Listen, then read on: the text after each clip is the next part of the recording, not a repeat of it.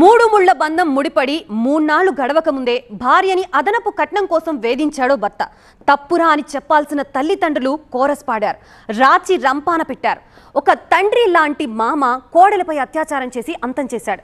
గొయ్యి తీసి శవాన్ని పాతిపెట్టాడు. కానీ ఆ నిజాన్ని ఎంతో కాలం సమాధి చేయలేకపోయాడు. ఇంతకీ కిల్లర్ మామ వ్యవహారం ఎలా వెలుగులోకి వచ్చిందో చూద్దాం.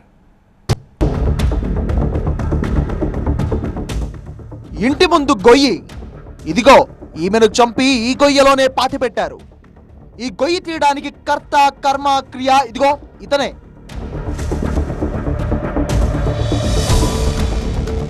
రీజన్ తెలుసుకోవాలంటే హర్యానాలోని ఫరీదాబాద్ లో ముసుగు వేసుకున్న తోడేళ్ల కథ ఓసారి వినాల్సిందే.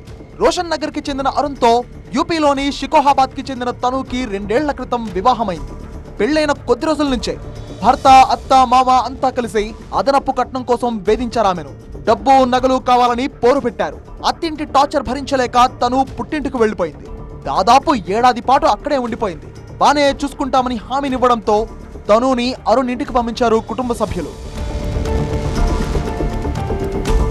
అరుణ్ మారలేదు సరికదా, అతని పేరెంట్స్ కూడా మారలేదు.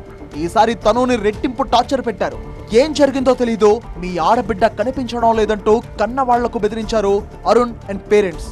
కట్ చేస్తే స్థానికులు ఇచ్చిన సమాచారంతో అధికారులు ఇక్కడ తవ్వకం చేపట్టడంతో అక్కడ మృతదేహం కనిపించింది. అది తనుదిగా గుర్తించారు పోలీసులు.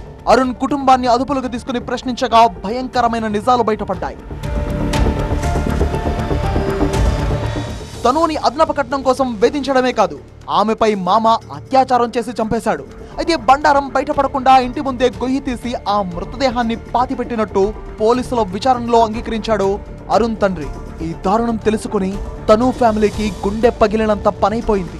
తను మామను మాత్రమే కాదు, భర్త, అత్తను కూడా అరెస్ట్ చేసి రిమాండ్ కు పంపారు పోలీసులు. వీళ్ల నిర్వాకం తెలుసుకుని స్థానికులు అవాక్కయ్యారు. ఇన్నాళ్లు ఈ హంతక ఫ్యామిలీ తమ మధ్య తిరిగిందా అని ఆశ్చర్యపోయారు.